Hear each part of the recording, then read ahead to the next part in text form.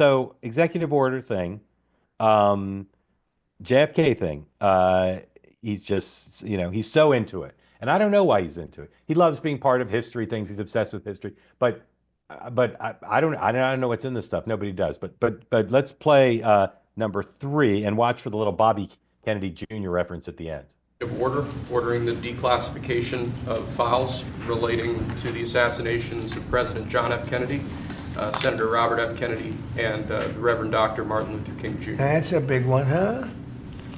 A lot of people are waiting for this for years, So Trump, for decades. big one. Part of history, ladies and gentlemen. Decades. And everything will be revealed.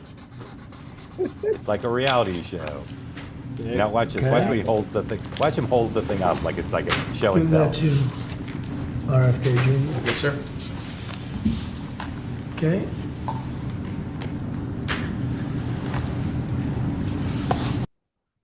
Peak Trump. All right, guys. Everybody. This is going to be like opening the Capone vault, right? This thing's going to be like No, it's actually bated going to breath. probably have some stuff in it at least. Yeah, yeah, yeah. I didn't mean the Capone vault in terms of anticlimax necessarily. I just meant in terms of anticipation. How do you think Trump will want this revealed?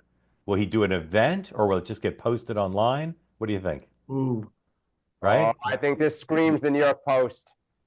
Leaked to the New York Post? Yes, yes. See, I think he might do an event with like charts, like blow ups of things.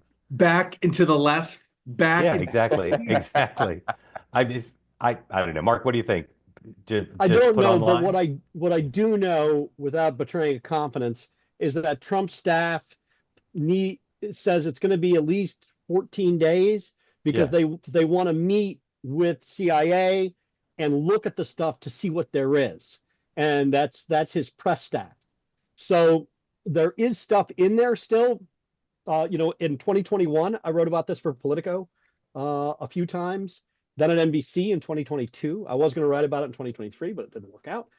So I've been actually kind of very interested for a while in the JFK So Mark, files. let me ask you, how many pages of stuff is either completely unreleased or redacted? Like are we talking about I would have to go thousands through my old but reporting. is it thousands of words? Thousands of pages? Thousands of words. It could be on the order that, like, it depends on what you define as a record, right? Like some records are very small and some are very big. Some records are entire documents, some are not. And so there's different definitions of those things. There is some stuff in there that is going to shed more light on the CIA's contacts with Lee Harvey Oswald before the assassination, both in New Orleans, where Oswald came into contact with the CIA front group that may have sort of recruited him, and it was run by a very shady guy from my home, Miami, George Joannides, and who was running this whole operation. And there is some evidence that Joannides was in charge of the anti-Castro stuff. So you see where that conspiracy theory comes from. And this is the one conspiracy theory where the conspiracy might be true. We don't know what it is.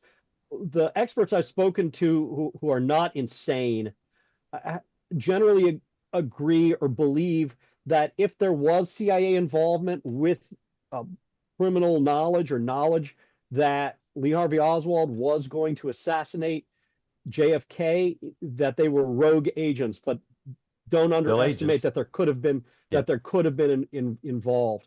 So also, to be clear, everything in the JFK files is probably not telling the entire story. There are other records that are not there.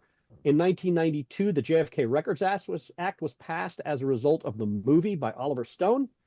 And this is a great example of fantastic PR management by the CIA, because what the CIA did before the JFK Records Act was passed is it convinced everyone this guy was just a lone kooky gunman.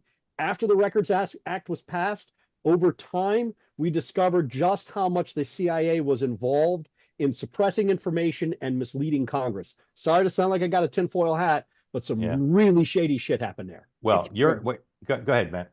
No, I mean, look, it's not every day that Donald Trump can make Rob Reiner happy. Rob Reiner is an amateur JFK sleuth, did a big podcast on this last year. Joe Needy's came up a lot. I would love to see his reaction right now. Yeah. So two things. One is you're confirming, Mark, with your expertise, what I suspected, which is the JFK files are only going to make the conspiracy theorists go crazier. It's not going to settle them down. I'm amazed at how little commentary there is, and I contributed to it by talking about JFK here. The RFK files and the King files could be more compelling because there's plenty of storylines there.